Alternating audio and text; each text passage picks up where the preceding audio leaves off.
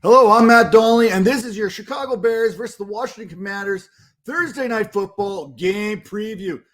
First off, thank you, NFL, for what is certainly going to be an interesting matchup here on Thursday Night Football. We have the 1-4 Washington Commanders coming off a last-second defeat in which Carson Wentz sealed another game with an interception, hosting the 2-3 Chicago Bears, coming off an equally crushing defeat at the hands of the Minnesota Vikings, in which they had been driving late in that contest in an effort to tie it up. Now, when we get into the tail of the tape here, we're going to be looking at both teams in their quarterback situations, the wide receiver situations, and everything in between. Starting off with, of course, that quarterback position here. And for the Chicago Bears, Justin Fields.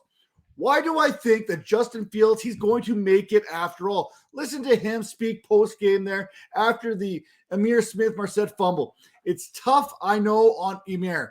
He's certainly feeling down right now. It's up to us. That's up to us to pick him up. He's a great player, and I know what he can do on the field. He's just a second-year player. He's young, and he will learn from this mistake. Part of this is picking up his teammate. We get that all. While directing maybe some of his attention back to himself, knowing that he's got a little ways to go yet and a little bit more to learn so far this season.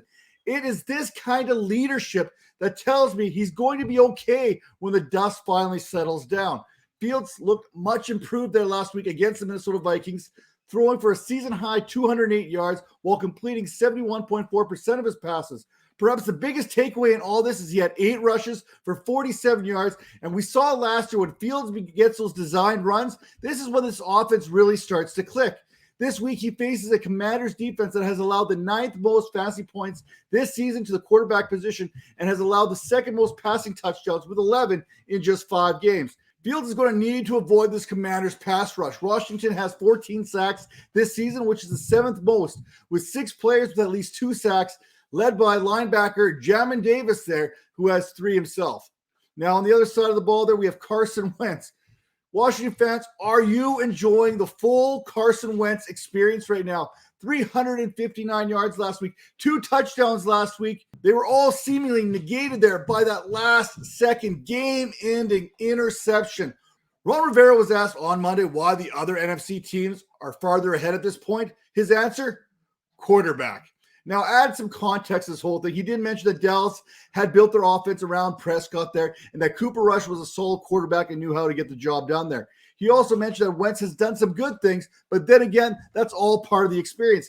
Now, this is the same situation in which Ron Rivera seems to be blaming others and not taking a little bit on himself here. There's a lot of things going on in Washington right now. Carson Wentz is just a small part of that issue, and there's so many other things that they need to get right.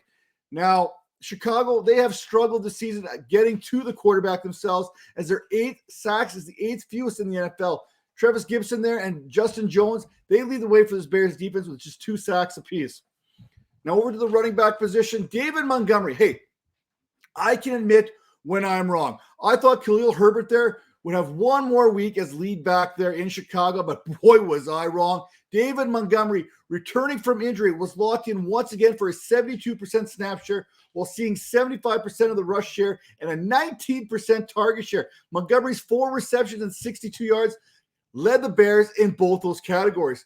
Even while limited, Montgomery was 6th among running backs with a 63% route involvement rate. With another week to get kind of back to 100% and no setbacks after last week's action, you should expect those numbers to be continuing to trend upward. Washington has been okay at defending the run so far this season. Also helps when you have guys like Jonathan Allen and Deron Payne up front. These guys are difference makers along that defensive line and in those trenches. Washington is allowing the 18th fewest fantasy points per game at 22.68, which is, again, right in the middle there. Now, Khalil Herbert saw just 28% of the Bears snaps last week and just saw 4 of the 20 opportunities, as Montgomery not only had carried him 12-4, but also caught all 4 targets there. Targets in which Herbert saw none of. If you were looking for a silver lining in Herbert's touches, it seems to be coming in the red zone there, where 21.3% of his 61 touches have come in that area of the field, meaning there are still opportunities for him to produce for your fantasy rosters, although I'm really not putting a whole lot of faith in that right now. Now, for the Washington Commanders, Antonio Gibson, the same can be said for Gibson unless your league counts return yardage as Gibson has become more involved once again in those special teams meetings now that Brian Robinson has returned. One reason why we could see Robinson return to a full workload this week is that Gibson has been inefficient with his carries that he has been given, averaging just 3.2 yards per carry this season, which works out to roughly 36 yards per game. Now, this is a shame for Gibson and Gibson managers here, as he's going to lose a huge opportunity here, as the Bears have allowed the 10th most fantasy points per game this season, averaging 25.4 against, thanks to allowing the 4th most rushing yards this season, 622. Now, Brian Robinson, what a story. What a sight it was to see him coming out of the tunnels, that music and blaring. I mean, if you didn't get chills from that, I don't know what to tell you at this point. Seeing Robinson back on the field for the first time since that incident there, and seeing him lead this Commanders team in rushing yards and rushing attempts. Now, reminder, prior to him going on the IR, Robinson, he was already locked in as that starter. And looking at his 9 carries as opposed to Gibson's 3, it appears that he's already returned to that role. Look, all 3 of these Commanders running backs are going to be involved in this offense as Robinson continues to work his way back into this lineup. Robinson had 29% of the snaps, 63% of the rushing attempts, and an 11% route participation. Gibson, 32% of the snaps, 19% of the attempts, 28% of the route participation. But here's the kicker here. If you're looking deep on the waivers, how about J.D. McKissic there? 51% of the route participation. For those in PPR, that's a pretty good sign. Now, turning our attention to the wide receivers, we have to go with my man here, one of my guys, Darnell Mooney. I'm going to try not to sound biased here because Washington, they have surrendered the 4th most yards this season to opposing wide receivers. That's 950 through the first 5 games of the season. They've also given up the 3rd most touchdowns, 7. Add that all up, you get the 5th most fantasy points against per game to opposing wide receivers at 41.48. Now that catch against the Vikings last week, that was just plain old nasty. As David Montgomery said, it was disgusting. Now this Bears offense, it is starting to come around. Looking at the air yardage leaders thus far, and Mooney has accounted for 44% of the Bears' air yards, which is tied for the top mark in the NFL, along with CeeDee Lamb. After that game against the Vikings, Matt Eberflus there said that the big play of Darnell Mooney was a huge confidence booster moving forward, especially in that first half.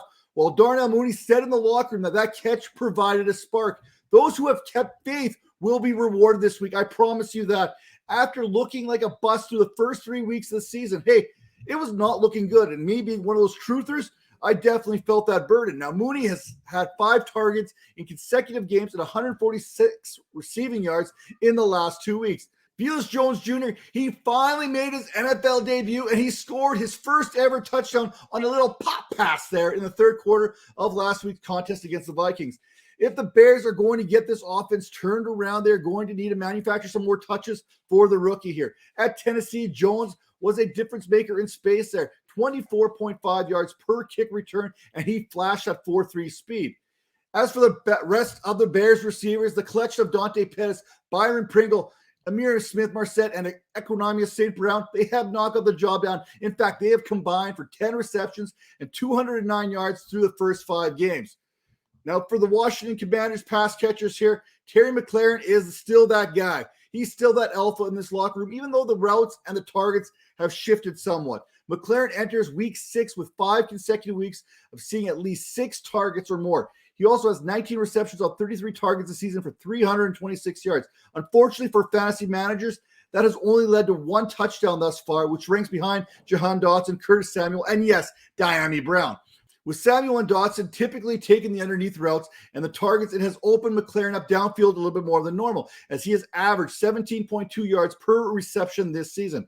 Now, for Curtis Samuel, Minnesota, they took advantage of a banged-up Bears secondary that was without Jalen Johnson last week. If Johnson is back in the lineup, you can expect him to be covering Terry McLaurin, while Curtis Samuel is likely to be seeing Kendall Vildor much of this contest. Now, Vildor actually graded pretty highly according to PFF with an 89.1 grade last week. And despite giving up 296 passing yards to Kirk Cousins and that Vikings offense, now, hey, 154 of those and 12 of those receptions came courtesy of Justin Jefferson here. The Bears are only allowing 29.64 fantasy points per game and the 704 receiving yards. That is the 11th fewest. Now, Samuel led the Commanders in targets every game thus far this season, hauling in a team-high 32 receptions on those 45 targets, resulting in 281 receiving yards, which sits second to Terry McLaurin. Now, for the Washington Commanders, there are a couple other receivers that we want to talk about here. First, obviously, Jahan Dotson.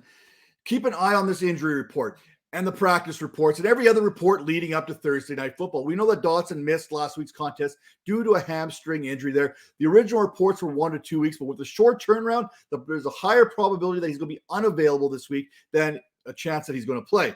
In 4 games this season, Dotson has produced 2 top 20 fantasy finishes in PPR formats, and he has 4 touchdowns against single-man coverage, which also leads the league. Carson Wentz certainly missed him last week, especially when the Washington Commanders got in that red zone.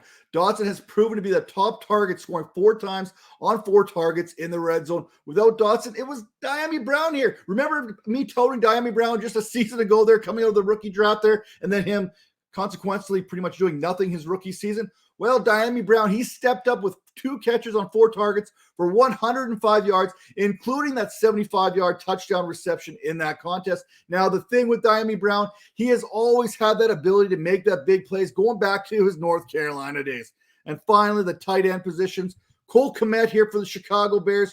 Are we finally about to see Cole Kmet starting to get involved in this offense? After seeing just 2 targets in the first 2 weeks, Cole Kmet has now seen at least 3 targets in each of the last 3 contests, including 4 targets last week, which resulted in 3 receptions and a season-high 45 yards. Washington, they've played the tight end position pretty well this season, allowing the 9th fewest fantasy points per game, 7.76, allowing just 168 yards and a single touchdown to boot. Now, on the other end of the spectrum here, the tight end position, we have Logan Thomas. Now, Thomas, he missed last week, and it was actually John Bates who would end up with 3 receptions of 39 yards against the Titans. Thomas is still trying to work himself back in the lineup after missing much of the 2021 season there due to that injury. Going back to week number 4, Thomas ran a route on 73% of Carson Wentz's dropbacks while seeing a 74% snap share, which were both season highs at that point. So far in 2022, Thomas has 13 receptions for 106 yards and a touchdown, which is 5 more yards than which Cole Kmet has produced. Chicago has been just as stingy as Washington has been when it comes to defending the tight end position, allowing the 8th fewest fantasy points at 7.62 and only allowing 151 yards and a touchdown this season. With that all being said, if you like to score more, you need to head to fantasypoints.com today. Use promo code 22Vipers10. Get 10% off that subscription. Tell them Matt sent you, and you'll thank me later. And we'll see you next week.